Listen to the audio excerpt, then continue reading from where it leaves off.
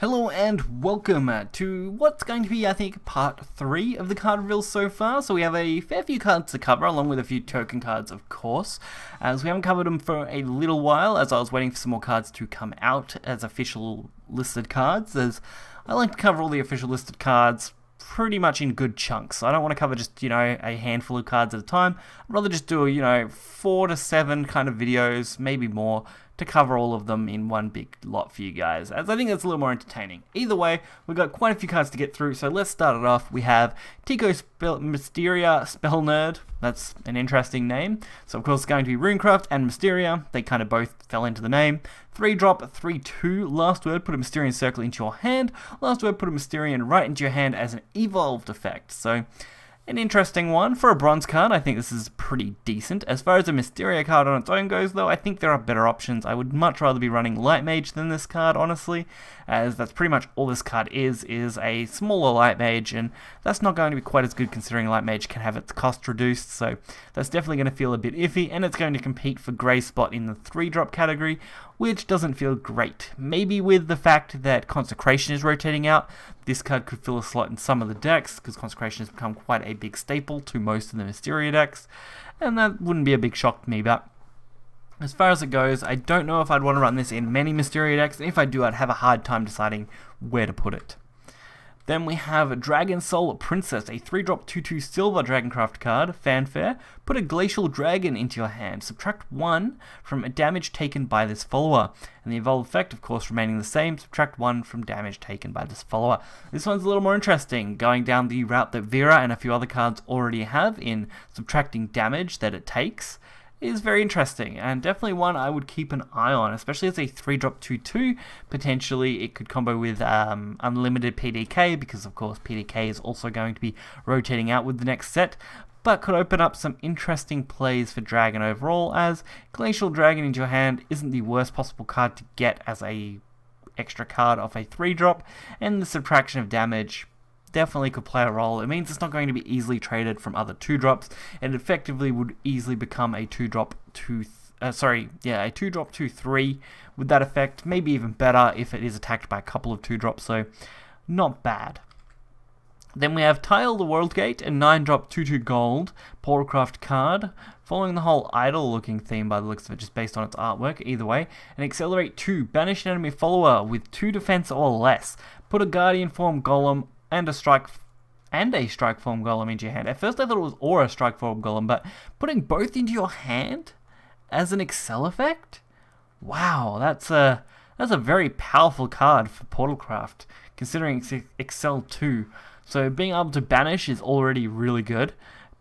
Portal seems to be getting a lot of banish mechanic cards, and that's pretty insane. And as just its generic kind of board card as a 9-drop 2/2, which is very bad stat-wise, it does gain fanfare. Randomly put different artifact followers from your deck into play till your area is full. So the fact that they have to be different artifact followers does discount that you can't just flood the board with Radiance and go face for an absolute crap ton of damage, but is still really good, being able to flood your board with artifacts in the late game, especially if we do lean to more control-y decks. Could have some potential.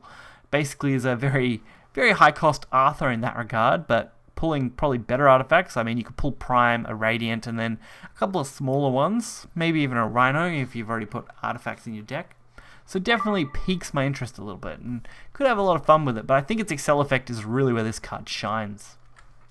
Then we have Rabbit Mage, a 2-drop 3/1 bronze card for Runecraft. Fanfare, if there is no allied Earth Sigil in play, summon an Earth Essence. So just a way to get more Earth, pretty generic as far as a bronze card go. A 2-drop 3/1, I'm not a fan of that stat line, dies to basically everything. It's mainly the Earth Essence that's going to be a huge advantage for it. I would have preferred this if it was a 2-drop 1/3, I think, as I always like that stat line much more. Then we have Vuella, 1-winged demon, 2-drop a 2/2 gold, low cost gold, that's always nice. Bloodcraft, fanfare, give +1/+0 to a Bloodcraft follower in hand. Evolve, give +1 to all Bloodcraft followers in your hand. That is much more interesting. Going with the stat gain options as far as this kind of mechanic goes, and boosting cards in your hand could have a very good impact on blood. In Unlimited, this could be potentially game-breaking as far as aggro decks go, as we've got so many decent aggro options and storm options in Unlimited that this card could just make an absolute mess of that and could potentially bring back one of my favorite decks, aggro bats, so definitely could be a lot of fun. Then we have Zealot of Silence, Shadowcraft 4-drop 2/4 bronze card. Zealot of Silence, of course, being the Omen-based card. Bane, that's literally it. It's probably one of the worst Zealots as far as it goes. I mean, it's got a decent health total, which is good on a Bane card, but 4-drop 2/4 Bane, literally being all it is, just feels kind of bad when it's meant to match all your Omens. Then we have Salome, Salome, I think that's how we go with that. 5-drop 2/5 silver, Bloodcraft card. Fanfare, deal X damage to the enemy follower. Restore X defense to your leader. X equals this follower's attack. So, very, very similar to what Sabur does. So, Sabur is a 5-drop 2/5 as well, I believe. It has Bane, and it would deal 2 damage to then gain 2 health. So, it's basically that card minus the Bane. Dealing X damage to an enemy follower, restore X to your leader, X equals this follower's attack, basically means you're going to be 2 most of the time, unless you incorporate it, of course, into those attack gained ones, which could be a potential avenue for rotation, as I could see a Control Blood rising up within the ranks of it, based on the cards we've got so far. Then we have a Furfur, so a 3-drop 2/3 Bloodcraft card. Fanfare, give +2 to a Bloodcraft card in your hand. Not bad for a 3-drop as far as a stat line goes, and its effect potentially playing into that mechanic of gaining attack on Bloodcraft followers could have a very interesting impact overall, as we've mentioned before, especially if you followed this immediately on from that 2-drop before. You could go 2-drop into 3-drop and potentially give a really nice +3 to a follower. Then we have Marlone, Light of Balance, the Havencraft Gold 3-drop 3/3. It looks like every single Guild Wars main character is getting a card, so that does give us 5 of these, each one having a token, as you're about to see here. Fanfare, put a Mark of Balance into both players' hands. Evolve, put a Mark of Balance into both players' hands. Whenever this follower attacks, recover 1 play point. So I don't actually mind that. Fanfare and Evolve means you get 2 Marks of Balance, if you're playing it that way, and if you attack, you're recovering a play point, effectively meaning that on the turn that you're evoing, say turn 4 or 5, you effectively can gain some back and play your Mark of Balance, which is the spell here. Draw a card, restore 1 defense to the enemy leader. So it's a little disappointing that is a restore 1 defense to the enemy leader and not your leader. I think that's because if this restored 1 defense to our leaders, it would be absolutely broken, especially in something like Tenko, which would be nuts. But as far as cards go, this one definitely feels okay for Haven, and I think it's a respectable gold card overall. Then we have Nicola, Forbidden Strength, a 2-drop 1/1 Shadowcraft card. Fanfare, if this follower has at least 4 attack, put a Forbidden Art into your hand and change this follower's attack to 1. Last word, put a Nicola's Forbidden Strength into your hand and give it, and give it +X +0. X equals the attack of this follower before being destroyed. Last word remains, of course, as we go into the next one. This card is quite a wall of text, honestly. So if this follower has at least 4 attack, put a Forbidden Art into your hand. Trying to remember if, I think Forbidden Art is the token. I'm just trying to remember. And put a Nicola's Forbidden Strength into your hand. So that is this card, yeah, okay. So that's pretty nuts. Basically a cyclable card, which is good. Give it +X. +X equals the attack of this follower before it was being destroyed. So effectively you can kind of loop this card around as much as you want to kind of gain stats, which is interesting enough, I guess. And being quite low cost could definitely have some advantage. Forbidden Art being a 5-drop spell, deal 4 damage to an enemy. Necromancy 20, deal 10 damage instead. Gives you the potential to deal a lot of damage. I mean, turn 10 you could potentially, with 40 Necromancy, go for OTK, which would be fairly interesting, but I think as it stands, this card's going to be kind of just the extra topper on the cake for Shadow as far as finishes go, and having a decent support card that recycles itself is always a good thing for Shadow. Then we have Setus, the Beastblade, a 5-drop 3/7 gold for Forestcraft. No surprise that that's where Setus went. I really want to see a Swordcraft one, but unfortunately I think that's going to go to Assassin, which is coming up just after this one, I think, or towards the end of the video. Either way. Board at the end of your turn, if an allied follower was destroyed this turn, put a righteous evocation into your hand. Pretty straightforward, so very, very basic. I mean, at the end of turn, yeah, I'm not a big fan of those effects. If an allied follower was destroyed as well, double conditions, that's very difficult. Well, not very difficult, just a little bit of a pain. But it's definitely going to be a pretty decent one, although that does have ward as well, which means you want to already have a follower on board or be storming. But Righteous Evocation is a 2-drop spell though, which does deal 3 damage to an enemy follower. If at least 2 other cards were played this turn, restore 3 defense to your leader. So a little bit of healing for Forest, doesn't really go astray, and it fits that 2-drop spell archetype of dealing 3 damage generically, so not a bad card at all. Then we have Leode the Crescent Blade, the 2-drop 1/3 gold for Swordcraft. It is also a commander, so it does have that synergy there. 2-drop 1/3s, as most people would know, is one of my favorite stat lines, right up there with 4-drop 3/4s as far as stats go. And this one having Ambush kind of puts it over the edge. I mean, an ambushed follower in Sword is always a nice thing to have. And Evolve being put a Veiled Reckoning into your hand, not quite as nice as some of the others, as you do have to use an evo effect, so that feels a little bad. But considering it has Ambush, it should be very easy to evolve this card, say turn 4 or 5 after playing it earlier in the game. And of course, Veiled Reckoning is a 0-drop spell, deal 1 damage to an enemy, put an Assassination into your hand. Assassination is an okay card, I guess, and dealing 1 damage to an enemy isn't too bad for Sword as well, so definitely has some potential there. Not sure how much, we'll have to wait and see, but definitely something. Then we have Lycoris, the Prisoner Princess, the 4-drop 1/3 gold, Forestcraft card, Bane, Fanfare, give another allied follower Bane. And then of course the Evo is pretty much the same, except it also gives stats, so it gives a +1 in the health to all allied followers with Bane. So very, very interesting. I mean, it automatically would give all allied followers with Bane +1 health, so this thing goes up to a 3/6 pretty much automatically on the Evo, which doesn't surprise me because it doesn't say all others, it just says all allied, so that would imply it affects everything.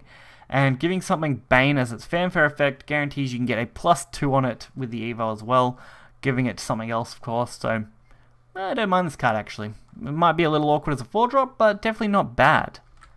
Then we have Michelle, the Mind Reader, a 2-drop 2/2 silver for Forestcraft. Whenever this follower attacks an enemy follower, till the end of your opponent's turn, change the enemy follower's attack to 0, and until the end of your turn, change this follower's attack to 0. So this is where things get a little more interesting. Now, if we combine the potential of Prisoner Princess and the Mind Reader, we get a very, very nice Bane effect cards that have fairly decent stats as far as things go. So while it is a 2-card combination, it's definitely one that has some potential to completely wipe out massive followers. So I don't mind that at all. Then we have Zealot of Usurpation. I can't even be bothered right now. Either way, it's a 4-drop 3/3 bronze, class, Swordcraft, officer trait. I like officer traits, they work really well. Rush, whenever this follower attacks, randomly put one of the following cards into your hand. Then it's just listing all the loot cards, which is good. So having Rush and getting the loot card off the attack is fairly decent. And it's an officer. All pluses in my book. Definitely a good card. Draco Marionette, an 8-drop 7/7 bronze card for Portalcraft. If that wasn't obvious, it's a Marionette. Fanfare, put 2 puppets into your hand. Whenever an allied puppet comes into play, deal 1 damage to the enemy leader. So that is actually very, very impressive. The stat line being an 8-drop 7/7 is a little high, but considering the fact that puppets at the moment are either running Omen or the straight up puppet decks are just lacking extra ping effects now, due to the fact that everything else is so late game, this could potentially get you over that hump just a little bit by giving you a little bit of extra damage early on before you go for your big kind of Authoress plays, say around turn 9. And your Noel plays at turn 10. Of course, Authoress can also be played on turn 8, but this could be an okay one to go with if you can't immediately play Authoress. So, interesting. As far as the bronze card go, I think it's reasonable, although most high-class bronze cards don't see a lot of play, so I think it's definitely got that interesting factor to it where you can just play it out, potentially combo it off later on. Otherwise, it's not too bad. Sweet Tooth Medusa. one of probably my favorite cards as far as art goes for this expansion. It is a 6-drop 3/3 legendary for Runecraft. It is the last of the leader cards as far as, well, not leader cards, as the reverse cards go for the new expansion. It does have Fanfare, summon 1 Serpent, spell boost, summon 1 more. If this card has been spell boosted at least 7 times, summon a Medusa instead. Sorry, but this card is nuts. Honestly, reading this the way it is, it's better than Snowman in some circumstances. I mean, Snowman is fairly decent because he does give a really good amount of followers, but being able to flood the board on turn 6 and then immediately on turn 7 with Snowman, wow. And if you have 7 times, summon a Medusa instead, which for memory is a very good card. I think it even may have Storm, which could be nuts. This is just really, really nice card. I was worried it would be limited or garbage by limiting its effect to the start of turn or end of next turn sort of thing, which would be bad, but in this case, I actually really like this. Then we have the final card for this expansion that we're going to look at in this video is Eleanor Cosmic Flower, the 3-drop 3/3 gold Runecraft card. Fanfare, if there is a card in your hand that has been spell boosted fewer than 3 times, spell boost that card until it has been spell boosted a total of 3 times. Evolve, put a Splendid Conjury into your hand. So the Evolve gives you the token card, which we'll look at now. It's a 1-drop spell, deal 3 damage to an enemy follower, spell boost, deal 1 more, so that's absolutely crazy. Working with the fact that this card can spell boost a card, and then this card will automatically give it even more boost, being a 3-drop, play this on 4, Evolve Cosmic Flower, get the Splendid Conjury, spell boost something 4 times, also deal some damage to an enemy follower, while also being able to, of course, attack with a 5/5 is really, really good as far as stats go, purely based on that. I think this could be a contender against Cagliostra as far as a card goes as a 3-drop. This is just feels a lot better to me. Of course, Cagliostra does give you the evolve point back at 8, which is what makes it really good, but it also lets you hit face, I suppose, Cagliostra. So it's definitely along the similar lines of dealing damage to stuff and being decent. But the fact that it can spell boost 3 times, I think in Unlimited this has got a lot more potential than current rotation, but wow, I don't really have words. I don't know how I'd want to incorporate this. I can see downsides to it for sure, but there are also a fairly good amount of upsides, so definitely a card I would be looking at giving a good hard go. So I hope you guys did enjoy that. It is going to round out this video, as, I mean, why wouldn't it? We're now out of cards to look at until next time. Of course, I have seen some of the upcoming cards that will probably be announced from, of course, Japan sources, China sources, Korean sources, whatever sources I get a hold of to take a look at those cards. I usually will. If you guys are interested in checking out those, I highly recommend checking out the Twitter in the description below. Shadowverse News tends to cover all that quite nicely, so hopefully you guys can check all of them out. Until next time, see ya.